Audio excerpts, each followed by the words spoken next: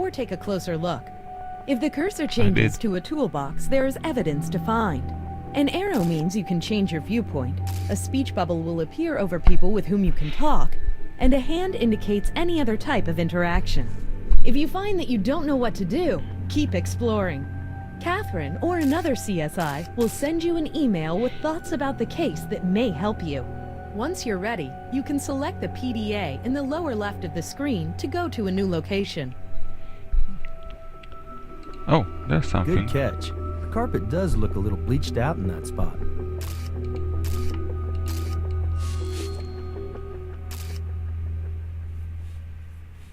Looks like someone tried to clean up. When you're done processing, we'll head back to the lab. But I'll have Brass hold the scene, just in case we need to come back for anything. Be sure to finish up with our witness. He may be the only one we have. So I'm done here. Okay.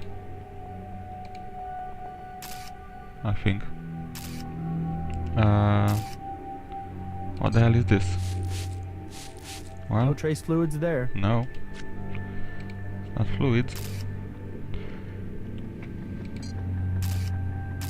Oh, it's some kind of dust. Interesting. Coke. We'll take that back to the lab and see what trace analysis can tell us. I think it's shattered glass. Or something like that. Okay. My only problem is that the tutorial lady said that the cursor will change to a hand if I can pick it up. I can't pick it up because Nick talks. Okay, I can live with that. But here he says there's evidence if it changes to a toolbox. And I can't do anything because I don't see a faucet. Nick talks. How do you feel the... So I see. Cute. So what am I supposed to do with these two things? Okay, I think I'll go back to lab. The location icons represent the different places you can visit. As the case progresses, new locations will become available. Certain locations are always available, such as the lab, where you can analyze evidence, and Captain Brass's office, where you can acquire warrants. I don't need warrants, don't need interrogations. I go to the I'll call morgue. Doc Robbins down in the morgue and have him send someone out for the body. Yeah, you do that.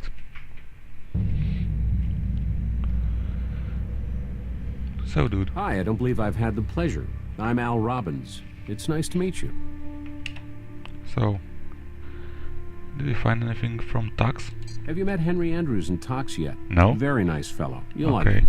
Well, anyway, according to the Tox panel, your victim's blood alcohol level was .09.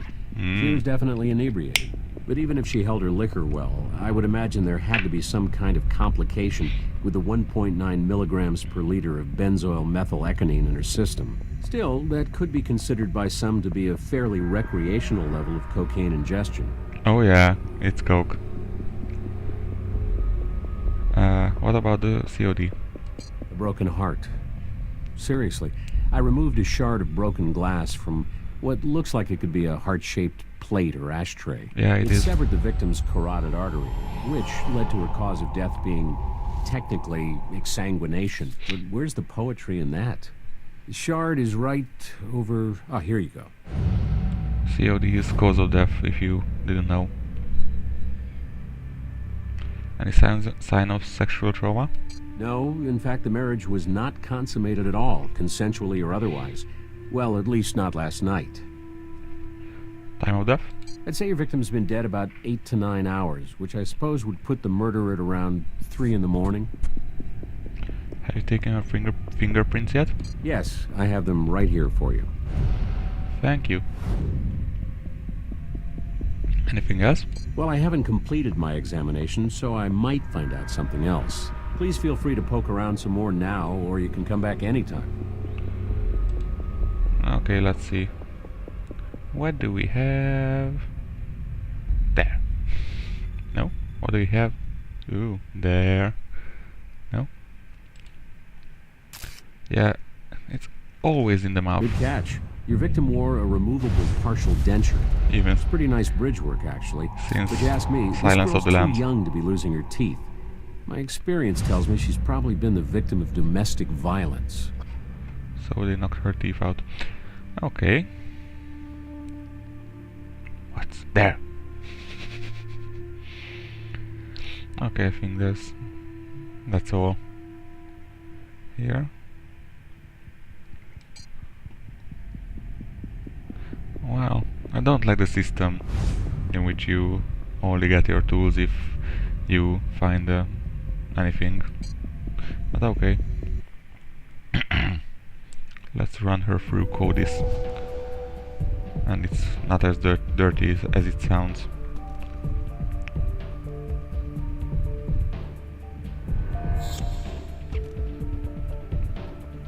I see you two are making a great team already. Crime scene process that fast, huh? Our new transfer here moves pretty quick. I just stand back and watch the magic happen. Well, don't stand around too much. You still need to identify that Jane Doe before you can make much headway. We're on it. The lab is separated into two main areas, the data lab and the materials lab. The data lab can be used to search databases or analyze audio-video samples. The materials lab can be used to analyze physical objects and substances. Move the cursor over the door to the lab you wish to enter and select it. Fun times. But it's uncanny valley here. Seeing Catherine. Okay, that's DNA, right? The chemical analyzer is used to determine the exact composition of an unknown chemical substance. The chemical spectrum of the object is shown on the left, and the working spectrum is shown on the right. Your goal is to add the correct elements to the working spectrum so that it matches the actual spectrum on the left. The possible constituent elements are shown on the far right. Select an element to add or remove it from the working spectrum.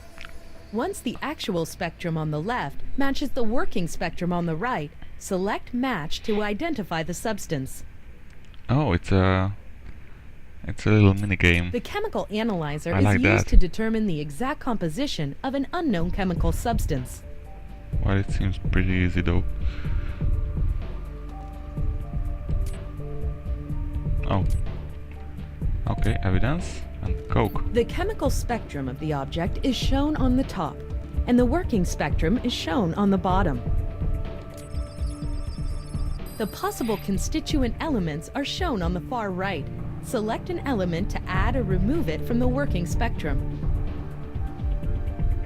It seems like this The and working this. spectrum now contains the No? spectrographic analysis of the element you selected. Yeah, I see Keep it. selecting and deselecting elements until all of the lines match those in the top spectrum. Oh, this game is thinking that I'm so stupid that I couldn't figure it out. Okay, well that's not it. But maybe this one? Yeah. Well, almost. I think there's a slide going on there. Nope. Oh yeah. It's a little off, but I think the scale is off too. Once the actual spectrum on the top matches the working spectrum on the bottom, select Confirm Match to identify the substance. Well, I figured it out myself. Sodium bicarbonate, citrate, silicate, anionic and non-ionic surfactants. Fragrance. They equal your common, everyday carpet cleaner. Unfortunately, there's no way to determine when it was Oh, used, too bad. so it won't help us narrow down the timeline. Thought it was going to be coke.